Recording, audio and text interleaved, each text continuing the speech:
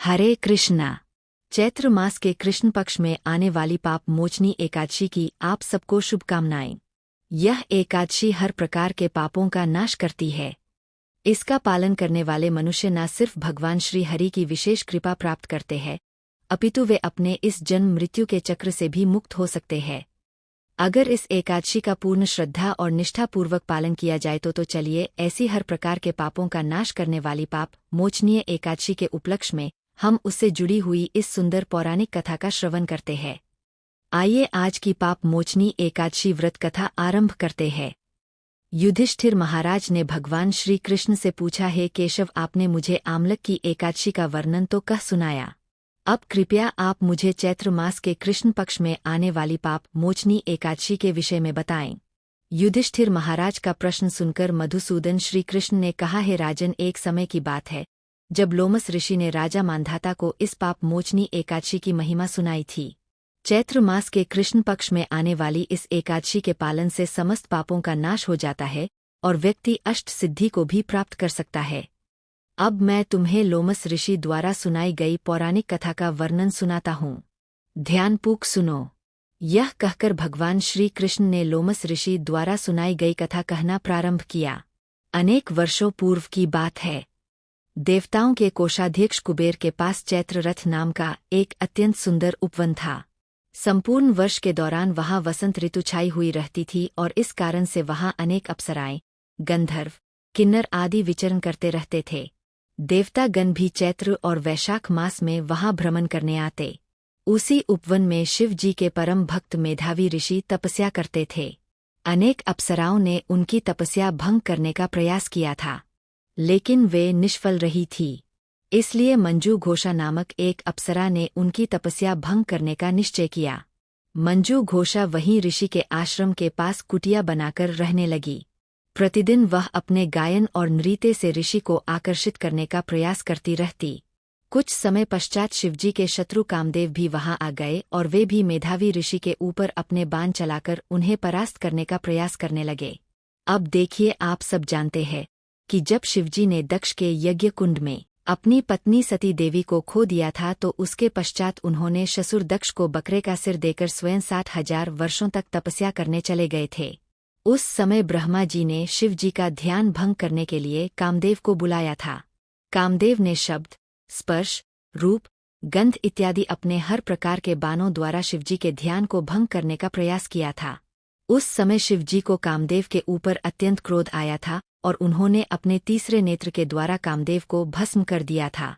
हालांकि उनका शरीर नष्ट हो गया, लेकिन उनका अस्तित्व तो था। इसलिए कामदेव ने सोचा कि मेधावी ऋषि जो कि शिव जी की तपस्या कर रहे हैं, उनके ध्यान को भंग किया जाए। यह सोचकर कामदेव ने मेधावी ऋषि के शरीर में प्रवेश किया। कामदेव का शरीर में प्रवेश होते ही ऋषि अत्यंत सुंदर दिखने लगे। उसी समय अप्सरा मंजू घोषा ऋषि के पास आई। ऐसी स्थिति में मेधावी ऋषि कामदेव के बाणों से पराजित हो गए और अपनी उपासना को भूलकर उस अप्सरा के साथ संलग्न हो गए। इस प्रकार अनेक वर्ष बीत गए।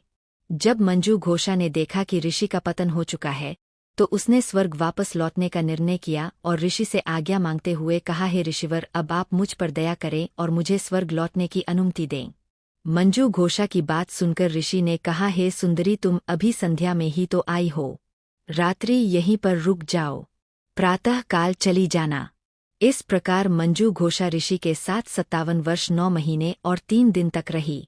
लेकिन ऋषि को यह संपूर्ण समय अर्धरात्रि के समान प्रतीत हुआ। जब दोबारा मंजू घोषा ने ऋषि से जाने की अनुमति मांगी तो ऋषि ने फिर से उसे अपने साथ ठहर जाने के लिए कहा। लेकिन अब मंजू घोष को ऋषि की यौगिक शक्ति का भय लगने लगा था। उसे लगा कि जब ऋषि को वास्तविकता का ज्ञान होगा तो वह अवश्य ही मुझे श्राप दे देंगे। इसलिए उसने प्रेम पूर्वक वाणी में ऋषि से कहा, हे ऋषि, आप मेरे साथ गुजारे हुए अपने समय का ध्यान करें। क्या अभी भी आप संतुष्ट नहीं हैं? जब मंजू घोषा के यह शब्द सुनकर ऋषि ने काल की गणना की तो उन्हें अपने कर्म पर पछतावा। उन्होंने क्रोधपूर्ण लेकिन अश्रुपूरित नेत्रों से कहा, अरे अरे, मैंने अपने जीवन के 57 वर्ष व्यर्थ कर दिए। तुमने मेरे जीवन और मेरी तपस्या दोनों का ही सर्वनाश कर दिया है, क्योंकि तुमने एक पिशाचिनी जैसा व्यवहार किया है। इसलिए मैं तुम्हें श्राप देता हूँ कि तुम इसी क्षण पिशाच योनि में जाओ। ऋषि से श्राप मिलने पर लज्जित और व्यथित मंजू घोषा ऋषि के चरणों में गिर पड़ी। उनसे दया की याचना करने लगी। तब ऋषि ने कहा, हे देवी, मैं इस श्राप को वापस तो नहीं ले सकता। तुमने मेरी तपोशक्ति का विनाश कर दिया है। लेकिन यदि तुम चैत्र मास के कृष्ण पक्ष में आने वाली पाप मोचनी एकादशी का निष्ठापूर्वक पालन करोगी तो अवश्य ही तुम इस पिशाच योनि से मुक्त हो जाओगी। यह कहकर मेधावी ऋषि अपने पिता च्यवन ऋषि के आश्रम में चले गए। वहां जाकर उन्होंने अपने पिता के चरणों में गिरकर मंजू घोषा के साथ घटित सारा वृतांत कह सुनाया और इस प्रकार कहा, हे पिताश्री, मैंने दुर्भाग्यवश एक अप्सरा का संग करके अपने समस्त तपोबल का नाश कर लिया है। कृपया मुझे इस पाप के प्रायश्चित का कोई मार्ग दिखाएं। अपने पुत्र की दयनीय स्थिति को देखकर च्यवन ऋषि ने कहा, हे पुत्र, यह तुमने क्या कर दिया? इस पाप का एकमात्र प्रायश्चित यही है कि अब तुम्हें चैत्र मास के कृष्ण पक्ष में आने वाली पाप मोचनी एकादशी का श्रद्धापूर्वक पालन करना चाहिए। इससे तुम पाप मुक्त हो जाओगे। च्यवन ऋषि के वचन सुनकर मेधावी ऋषि ने अत्यंत गंभीरतापूर्वक और कठोरता से पाप मोचनी एकादशी व्रत का पालन किया और वे सभी पापों से मुक्त हो गए। मंजू घोषा के द्वारा इस व्रत का पालन करने से उसे पिशाच योनि से मुक्ति प्राप्त हुई और उसने अपना स्वर्गीय देह पुनः प्राप्त किया। कथा का समापन करते हुए लोमस ऋषि ने राजा मांधाता से कहा, हे राजन, इस व्रत के पालन से समस्त पापों का नाश हो जाता है। जो व्यक्ति इस कथा का श्रवण या पठन भी करता है उसे 1000 गायों का दान करने का पुण्य फल प्राप्त होता है और इस व्रत का पालन करने से भ्रूण हत्या, ब्रह्मा हत्या, मद्यपान पर स्त्री संग, गुरु पत्नी संग इत्यादि सभी महापापों से भी मुक्ति प्राप्त हो सकती है। इसलिए प्रत्येक व्यक्ति को इस पाप मोचनी एकादशी का पालन अवश्य करना चाहिए। इस दिन व्यक्ति को अधिक से अधिक हरे कृष्ण महामंत्र का जप करना चाहिए, यानी हरे कृष्ण कृष्ण कृष्ण हरे हरे, हरे राम राम राम हरे हरे। संपूर्ण उपवास का पालन करना चाहिए, अर्थात एकादशी के दिन किसी भी प्रकार का अन्न या अन्न से बना हुआ कोई भी खाद्य पदार्थ नहीं लेना चाहिए और संपूर्ण दिन में अपनी चेतना को अधिक से अधिक श्री कृष्णमय बनाने का प्रयास करना चाहिए। व्यर्थ बातों में समय गवाए बिना भगवत गीता, श्रीमद् भागवतम इत्यादि वैदिक ग्रंथों को पढ़ना चाहिए और हरि कथा का श्रवण करना चाहिए। अगले दिन द्वादशी पर निर्धारित पारण समय पर इस व्रत का नियम अनुसार पारण करना चाहिए।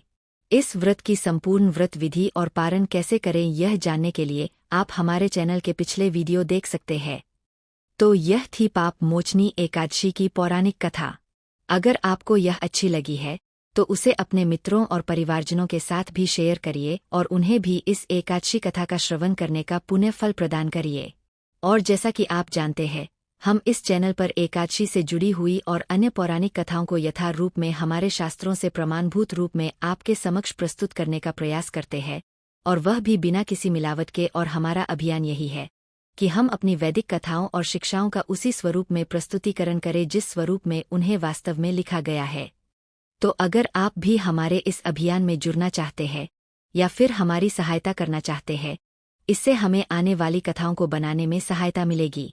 अगर आप हमारे चैनल पर पहली बार आए हैं तो याद से उसे सब्सक्राइब जरूर कर लीजिएगा और नोटिफिकेशन बटन भी ऑन कर लीजिए ताकि आने वाली वीडियो का नोटिफिकेशन आपको सरलता से मिल जाए। तो चलिए इस पाप मोचनी एकादशी का संपूर्ण श्रद्धा और भक्ति भावपूर्वक पालन करते हैं और अपने आध्यात्मिक गंतव्य की ओर अग्रसर होते हैं। हरे कृष्णा।